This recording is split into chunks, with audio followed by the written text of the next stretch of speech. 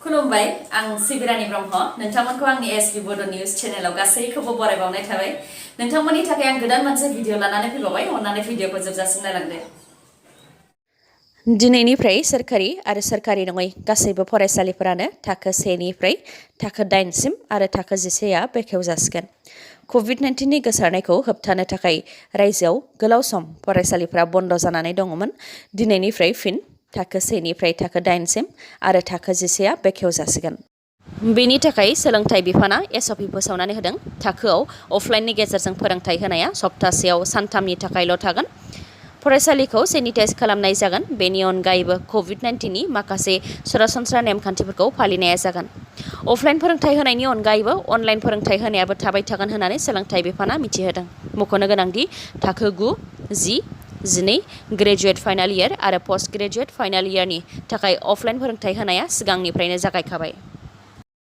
BPF दोलोआ दासिमबो गोख्रोङैनो दङ सानै बिपिएफनि एमसिएलएआ बिपिएफ दोलो एंगारनानै बिजेपि दोलोआव हाबहैनायखौ लानानै हाग्रामा महिलारि बिथाङा बुंथिदों दि बिपिएफ दोलोआ दासिमबो गोख्रोङैनो दङ मख'नो गोनांदि एमसिएलए प्रभात बसुमतारी आरो राजीव ब्रह्म बिथांमोनहा बिपिएफ दोलो एंगारनानै बिजेपि दोलोआव हाबहैबाय बेखौ लानानै हाग्रामा महिलारि बिथाङा बुंथिदों दि बिथांमोनहा थांनाय 4-5 दाननिफ्रायनो बिजेपि दोलोआव हाबहैनो थाखाय नाजागासिनो दंखायोमोन नाथाय बिजेपि दोलोआ बिथांमोनखौ लाफायाखैमोन दा जोबनायाव बिजेपिनि सासे दैदेनगिरिनो 40 लाख रां होनानैसो बिजेपि दोलोआव हाबहैदों होननानैबो खौरां मोनदों होननानै फोरमायथियो बिथां हाग्रामा महिलारिया बेनि अनगायैबो हाग्रामा महिलारिया दाबि खालामबावो दि बिपिएफ दोलोआ दासिमबो गोख्रोङैनो दङ आरो 28 नं गसाइगाव बियाबाव बिपिएफ दोलोआनो देरहासार जागोना रोखा होननानै आरो 28 नं तामुलपुर बियाबाव बिपिएफ दोलोआ सोरखौ मदद होगोन बेखौ उननि समाव थि खालामगोन होननानैबो बुंथिबावो बिथाङा गुबुन फारसेथिं इउपिपिएल आरो बिजेपि जथाय सोरखारा बिटिसि आरो आसामाव मोजाङैनो सोलिगासिनो दं होननानैबो फोरमायथियो हाग्रामा महिलारिया बिटिआरआव आनसलिक दोलोखौ फोजोबस्रांनो थाखाय बिजेपिनि सोलो खालामनाया फोरमान जागासिनो दङ बेखौ बुंथियो कंग्रेसनि दैदेनगिरि मजाहरुल इस्लाम बिथाङा बुंथिदों दि बिजेपि दोलोआ बिटिआरआव आनसलिक दोलो जेरै बिपिएफ इउपिपिएल बेफोरखौ फोजोबस्रांनो नागिरदों बिजेपिनि बे सोलोआ फोरमान जागासिनो दङ जायनि थाखाय बिजेपि दोलोआव सासेनिफ्राय सासे दैदेनगिरिफ्रा हाबहैगासिनो दङ होननानैबो फोरमायथियो बिथाङा बेनि अनगायैबो बिथाङा बुंथिबावो दि जेब्लानिफ्राय बिजेपि इउपिपिएल आरो जिएसपि दोलो लोगो नांनानै बिटिसिआव सोरखार दादों आरो प्रमद बर' बिथाङा बिटिसिनि सिइएम जादों अब्लानिफ्राय बिटिआर ओनसोलाव जौगानायनि खामानिया गासैबो बन्द जादों बिजेपि दोलोआ बिटिसिआव खालि राजखान्थि खालामोबाल' जानाय नङा रायजो राजानि थाखायबो खामानि मावनो नांगोन होननानैबो बुंथिबावो बिथाङा बेनि अनगायैबो बिथाङा बुंथिबावो दि राजखान्थियाव जेननाय देरहानाया थाखायो नाथाय बिपिएफ दोलोआ गोहोआव गैया होननानै बिजेपिनि उन खारफानाया लाजिथाव होननानै बुंथियो बिथाङा गोहोआव गैयाब्लाबो बेरेखा दोलोआव थानानैनो रायजोनि खामानिखौ मावनो हायो जेरै बिजेपि इउपिपिएल आरो जिएसपि जथाय सोरखारा बिटिआर ओनसोलाव मानो जौगानायनि खामानिखौ मावनो हायाखै बेखौ एसेम्ब्लियाव बिपिएफ दोलोआ सोंथि खालामहैनो हायो आरो रायजो राजानि जानानै खामानि मावनो हायो नाथाय हाग्रामा महिलारि बिथाङा बेबायदि खालामालासे बिजेपिनि सुरजों सुर गोरोबफानाया सोंखारि जाथाव दा बिपिएफनि दैदेनगिरिफोराबो बेरेखा जानानै थायालासे बिजेपि दोलोआव सानफा एफा हाबहैगासिनो दङ होननानै फोरमायथिबावो बिथाङा 34 बोसोर बारग' एनडिएफबिफोरा सोमावसारदोंमोन नाथाय मानि थाखाय सोमावसारदोंमोन आलादा रायजो बड'लेण्ड सोरजिनायनि थाखाय ना गुबुन माबा मोनसे जाहोननि थाखाय सोमावसारदोंमोन बारग' एनडिएफबिफोरनो सोरखारा जिउ खुंलांनो थाखाय 4 लाख रांनि फिक्स्ड डिप'जिट दोननानै होदोंमोन आरो बेखौ मेच्योर जाखांनायनि उनाव बिथांमोनहा मोनगोन बेखौ लानानै बारग' एनडिएफबिफोरा बुंथिदोंमोन दि बारग' एनडिएफबिफोरा 4 लाख रांनि थाखाय सोमावसाराखैमोन होननानै नाथाय बारग' एनडिएफबिनि दैदेनगिरि आरो बिटिसिनि लेङाइ गाहाय गबिन्द बसुमतारी बिथाङा बुंथिदों दि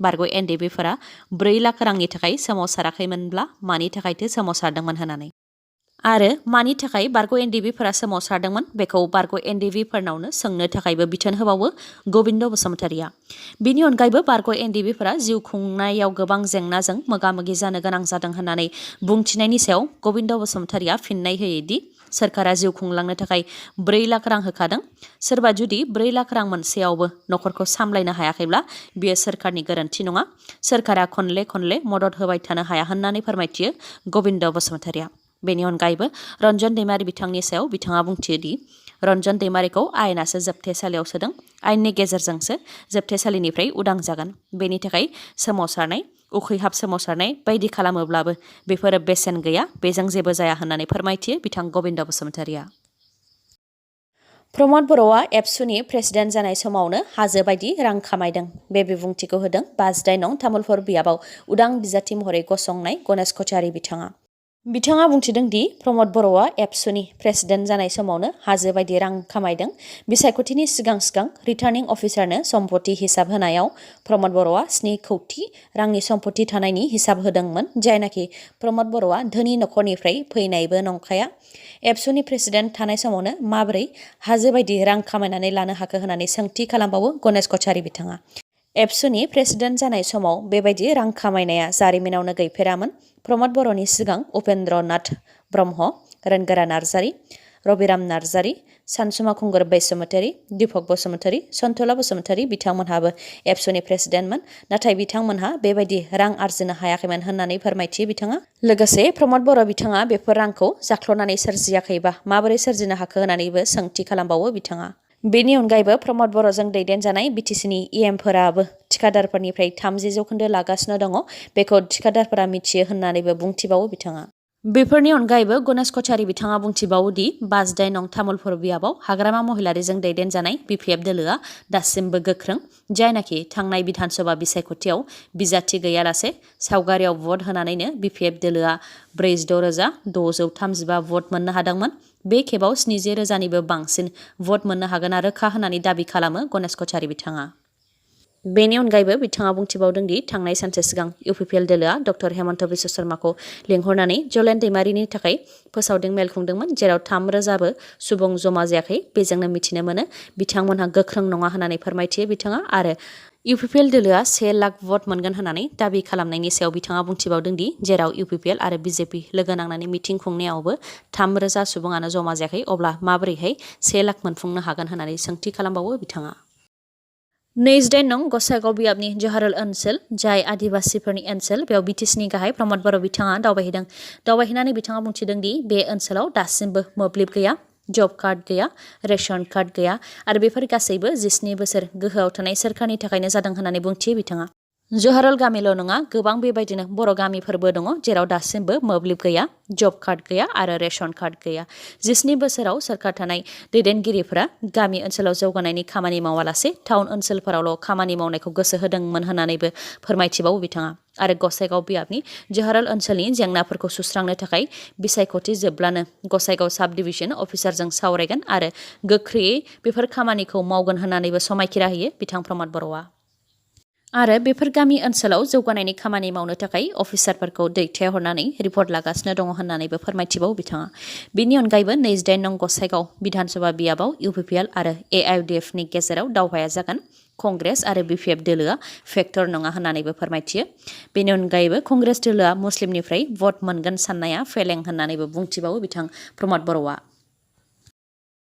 जायफोर गोहोनि लुबैसुला बिथांमोनहासो दोलो एंगारनानै गोहोगोरा दोलोआव आखाइ हमहैयो आरो बिथांमोनहा रायजो राजानि खामानि मावग्रा नङा। बे खोथाखौ बुंथियो बारग' मन्त्रि प्रमिला रानी ब्रह्म बिथाङा।